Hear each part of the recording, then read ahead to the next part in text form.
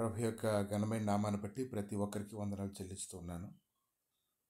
ఈ ఉదయకాలాన్ని దేవుడి యొక్క లేఖనాలు సమీపిస్తూ ఉన్నప్పుడు ఏకీభవించడం అనేది దాని ప్రాముఖ్యత గురించి ప్రభు అయితే మనతో మాట్లాడుతూ ఉన్నారు. అపోస్తల కార్యాలు 5వ అధ్యాయము 1 నుంచి కొన్ని వచనాలు చూస్తూ ఉన్నప్పుడు, అననీయ ఒక మనుష్యుడు తన భార్యను సఫీరాతో ఏకమై పొలమమ్మెను. భార్య ఎరికిన వాడు దాని వెలలో కొంత దాచుకొని కొంత తెచ్చి అపోస్తల పాదముల యొద్ద పెట్టెను. వారిద్దరు కూడా ఏకీపించుకున్నారు. ఆ విషయంలో అయితే వారికి తెలియకుండా లేరు.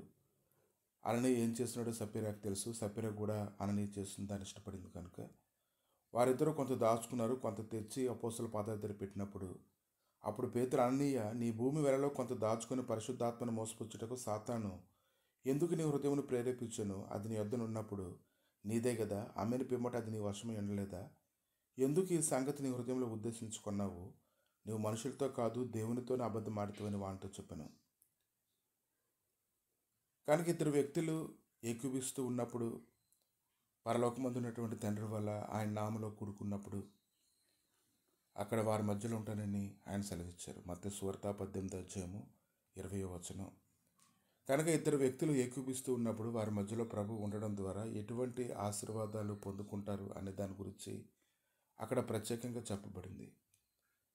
కనుక మనం ప్రతిసారి ప్రార్థన చేసినప్పుడు ఇద్దరు వ్యక్తులు ఏకీభిస్తూ ఉన్నప్పుడు, లేక గుంపుగా ఆయన నామంలో ఏకీభిస్తూ ఉన్నప్పుడు గొప్ప అద్భుతాలు జరుగుతాయని ప్రభు అయితే ఈ దినాన ప్రతి ఒక్కరిని ధైర్యపరుస్తూ ఉన్నారు.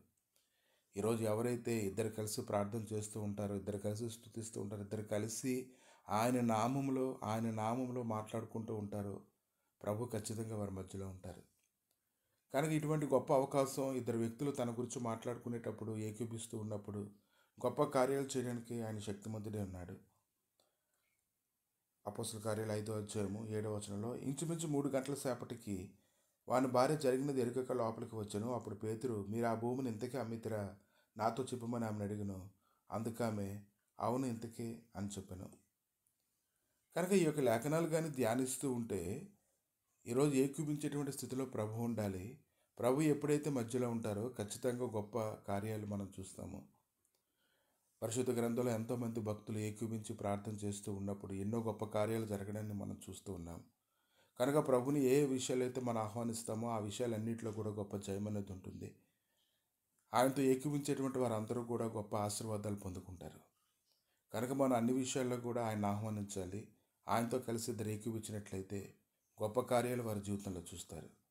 ప్రభా, మీ దయగలిగిన నష్టాలకి నాయన ఈ సమయంలో అప్పగించుకొని ప్రార్థన చేస్తుండగా మీతో ఏకీభించడం ద్వారా గొప్ప మేలులు పొందుకుంటామనేటువంటి విషయం గురించి స్తుతిస్తుండగా, ఆరాధిస్తుండగా నీ నామలో ఉండేటువంటి గొప్ప మహిమ మహత్యమును పొందుకుంటామని ప్రభా మీరు తెలియపరుస్తుండగా, ప్రభా మిమ్మల్ని ఆహ్వానించి మీతో కలిసి ఇద్దరం ఏకీభించి ప్రార్థన చేయడానికి కృప దయచేయమని, మీ మహిమతో నీ ప్రకటించమని, బలపరచమని, మీరే మహిమగంత ప్రభావాలు పొందమని యేసుక్రీస్తు నామములు అడిగి వేడుకుంటున్నాము తండ్రి.